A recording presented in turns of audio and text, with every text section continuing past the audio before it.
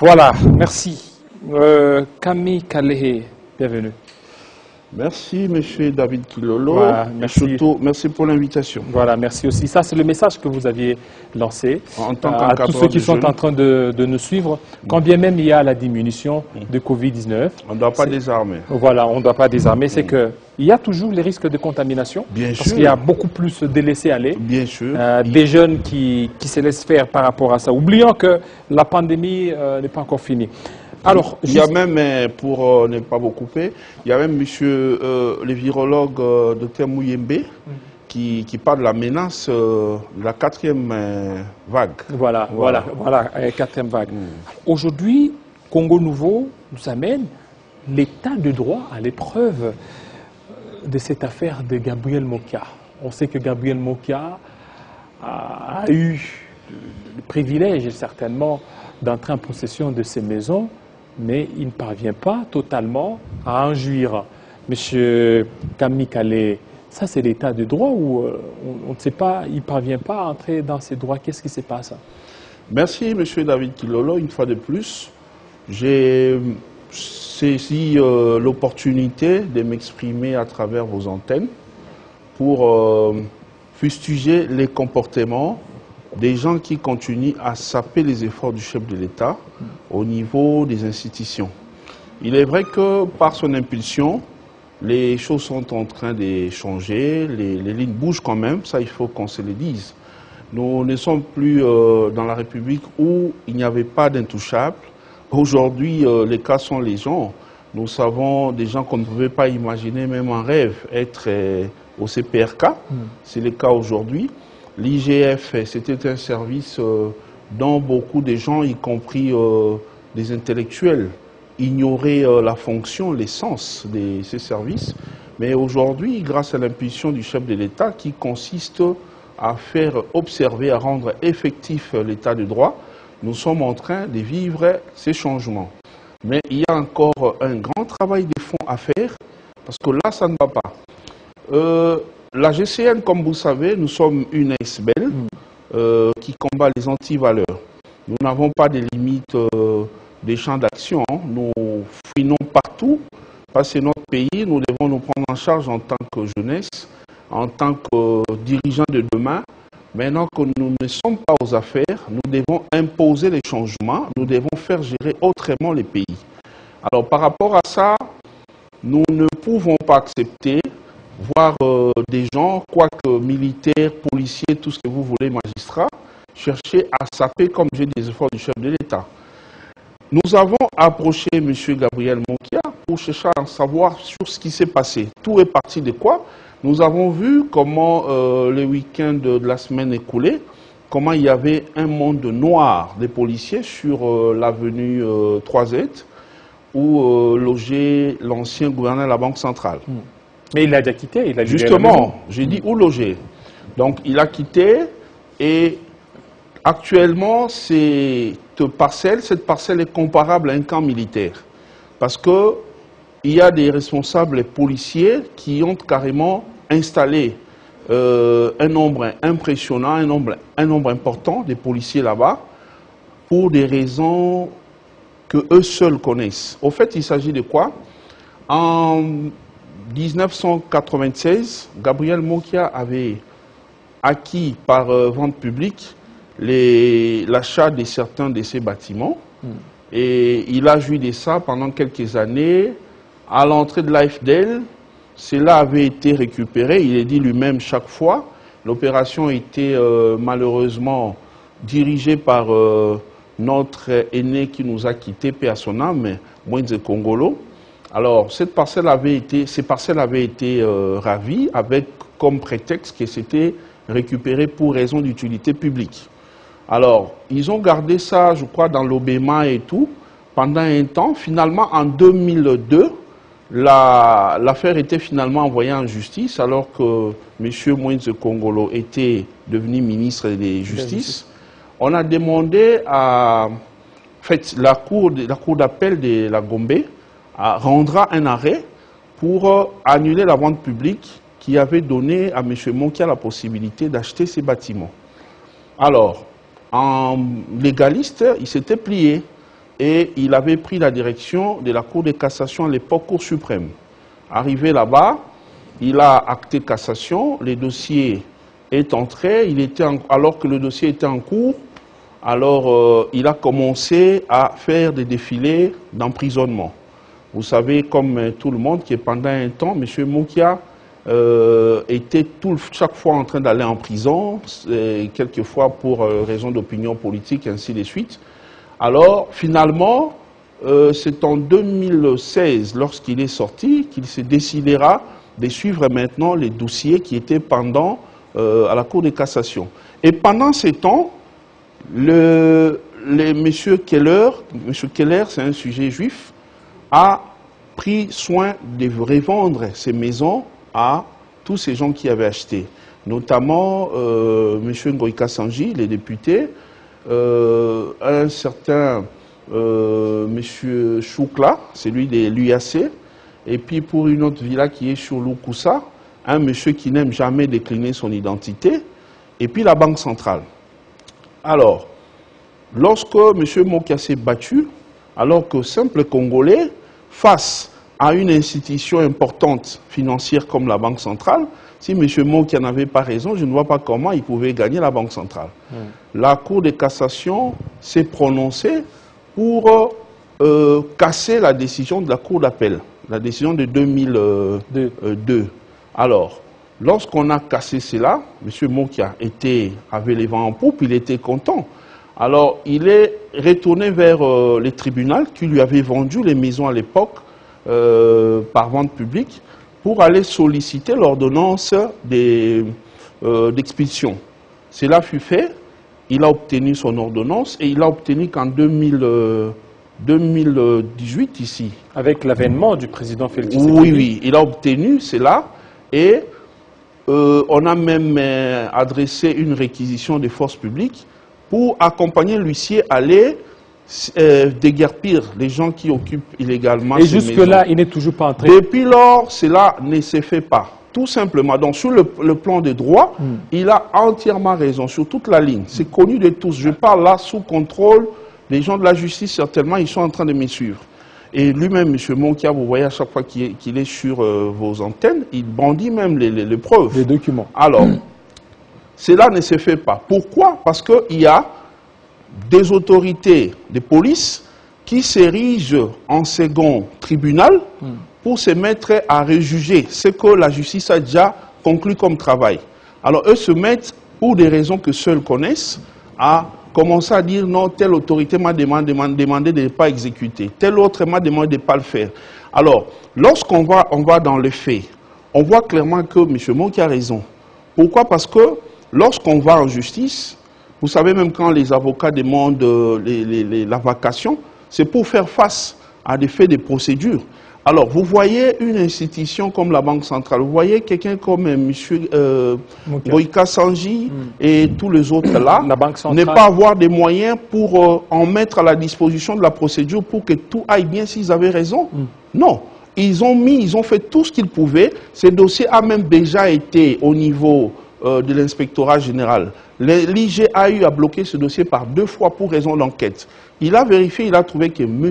Mokia a raison sur toute la ligne. Et il a demandé à ce qu'on exécute. Mais depuis lors, ça ne se fait pas. Alors, on se pose maintenant des questions. Est-ce qu'il y a encore des gens? Il y a des gens en dehors du commandant suprême que nous connaissons qui s'appelle Félix Antoine Tshisekedi Tshilombo. En dehors de lui, il y a un autre commandant suprême au niveau de la police qui s'oppose, qui fait obstruction aux lois de la République. Parce que, comme vous savez, les jugements et les arrêts sont rendus au nom du peuple congolais. Nous sommes l'émanation de tout pouvoir. Donc, les autorités, les gens qui gèrent les institutions ont l'obligation constitutionnelle d'obéir au peuple. Donc, lorsqu'on rend ça au nom du peuple, c'est déjà sacré. Et on vient exécuter au nom du chef de l'État. Donc, il y a des gens qui se permettent, qui s'arrogent le pouvoir de s'ériger en obstacle contre l'évolution, contre la procédure normale. Jusque-là, l'état du droit n'est toujours pas respecté. Mais il se pose un problème. Donc c'est ça. Donc c'est un échec par rapport à votre combat, parce que vous êtes de Congo Nouveau. Qui dit Congo Nouveau, c'est changement de mentalité. Congo Nouveau, c'est la lutte contre les antivaleurs. Et vous soutenez les actions du chef de l'État, mais sur ce plan-là, sur l'exécution dans le dossier des Mokia, c'est un échec. Nous savons que c'est un combat de longue haleine. Il y a eu on a mis plusieurs décennies pour tomber dans ces trous béants qui consistent à vivre toutes ces antivaleurs. Ce n'est pas déjà demain que ça va changer. Mais on doit imposer cela à ceux qui veulent servir l'État, ceux qui dirigent les institutions de l'État, que ce soit dans la police ou dans l'armée. Nous devons imposer cela. Alors, qui peut avoir ce courage-là, alors que le chef de l'État a tout fait pour que Mokia puisse entrer en possession de ses biens? On a même vu la première dame, mais aujourd'hui, Mokia n'est toujours pas satisfait. Justement, c'est pourquoi je viens ici, sous vos antennes, dénoncer cette manœuvre-là, cette manœuvre infernale des gens qui, pour des raisons que seuls connaissent, ne veulent pas laisser l'état de droit être effectif dans ces pays. Vous savez, la conséquence dans tout ça, c'est que ça réduit les pouvoirs, non seulement d'abord la démarche, la vision du chef de l'État au sein du pays, parce que lorsqu'ils font ça, les gens qui étaient censés respecter, suivre, les gens qui sont inférieurs par rapport à eux, ils copient la même chose. Si jamais ils ont des fonctions, ils feront la même chose. Mais déjà maintenant qu'ils ont des petites fonctions, contrairement à leurs autorités, ils ne vont pas bien se comporter. Donc on ne peut pas se vouloir chef de corps, on ne peut pas accepter d'avoir de lourdes responsabilités de diriger les affaires de l'État, quels que soient les niveaux, sans être dans la vision du chef de l'État. Alors là, ça ne va pas. Donc là, j'interpelle le ministre de l'Intérieur, le VPM Okito Aselo, pour lui demander de jeter un œil dans la police. Il y a quelque chose qui ne va pas. Donc le problème, c'est au niveau de la police. Au niveau de la, mais c'est la police qui bloque. C'est à la police d'aller accompagner l'huissier qui est censé aller réinstaller M. Mokia. Pourquoi mettre des policiers à l'intérieur? On a vu une vidéo, Mokia était en train de s'insurger contre un général de la police, et que c'est lui qui serait à la base de cette entrave-là qu'il puisse accéder. Je peux même vous surprendre, M. Kilolo. Les samedis, là, l'inspection générale de la police est arrivée pour cherchant à identifier les policiers qui se trouvent dedans. Vous savez, là où il y a beaucoup d'hommes armés, c'est quand même pas intéressant de les laisser comme ça seuls. Il n'y a aucun commandant là-bas. Ils sont là pour quelle raison? C'est une résidence. S'il faut surveiller, à la rigueur, on peut mettre 2-3 policiers. Mais pourquoi on en met autant? La Banque centrale est consciente qu'elle avait perdu ses procès. Déjà, pour commencer, la Banque centrale, M. Ngoïka Sanji et tous les autres là, n'étaient pas partis au procès. S'il faut que M. Mokia retourne en justice, si cela était faisable, alors que c'est impossible parce que la cassation a déjà tranché. Si cela pouvait être faisable, il allait le faire avec l'UZB, la banque avec laquelle il avait des problèmes au départ. Oui, tous les autres ici sont arrivés après. Si eux doivent se plaindre, ils doivent aller chercher M. Keller. C'est lui qui leur a vendu des maisons. Mokia n'a rien à voir avec tous ces gens-là. Alors, j'étais en train de dire, chose qui m'avait vraiment étonné pour voir qu'il y a quelque chose qui ne va pas dans ces pays. L'inspection générale de la police est arrivée pour identifier ces policiers, chercher à voir clair sur ce qu'il y en avait. Ces policiers ont carrément refusé de sortir. Il y avait un major dans la délégation de l'inspection générale. Ils ont refusé d'ouvrir. Ils sont allés se cacher derrière là-bas. Plus tard, c'est une camionnette comme ça de la police. Finalement, ce sont des jeeps. On avait affaire à plus de 90 policiers au même endroit. 90. Je vous dis. Alors c'était inquiétant, les images sont passées sous la toile. Alors moi j'ai dit, ça sert à quoi de laisser un Congolais, votre compatriote, entrer dans ce droit? S'il y a des gens qui estiment être lésés, on ne peut pas se rendre justice. On ne peut pas utiliser abusivement la police qui est payée par l'argent du contribuable congolais. Donc, quelque part, moi, je contribue pour qu'on paye ces policiers-là. Monsieur Mokia fait autant parce que c'est un entrepreneur, c'est un employeur. Alors, l'argent-là dont il contribue dans les trésors pour la rémunération, l'habillement des policiers, qu'on utilise ces mêmes policiers-là contre lui. Alors, c'est un acte antipatriotique qui a beaucoup de conséquences négatives. Notamment, ça c'est quelque part combattre les chefs de l'État, parce que lui veut instaurer l'état de droit. Quand vous, parce que vous êtes policier ou militaire, vous vous arrangez pour aller contre les décisions de la justice. Alors vous êtes un rebelle, là ça ne va pas. Alors, ça, il y a d'abord ça. Mais aussi, c'est du point de vue de discipline militaire. Vous avez un commandant suprême qui est le chef de l'État. On vient exécuter en son nom, vous vous opposez. Alors vous êtes qui? Vous devez vous justifier. Donc l'auditorat militaire doit faire son travail pour chercher à savoir qui est réellement derrière ça. Et madame les ministres de la Justice, je vous informe ici, si vous n'êtes pas au courant, Excellence, qu'il y a des gens qui font le trafic d'influence avec votre nom pour dire que vous avez interdit à ce qu'ils exécutent. Alors, ils utilisent ça comme, ils disent que vous avez donné une instruction verbale interdisant l'exécution.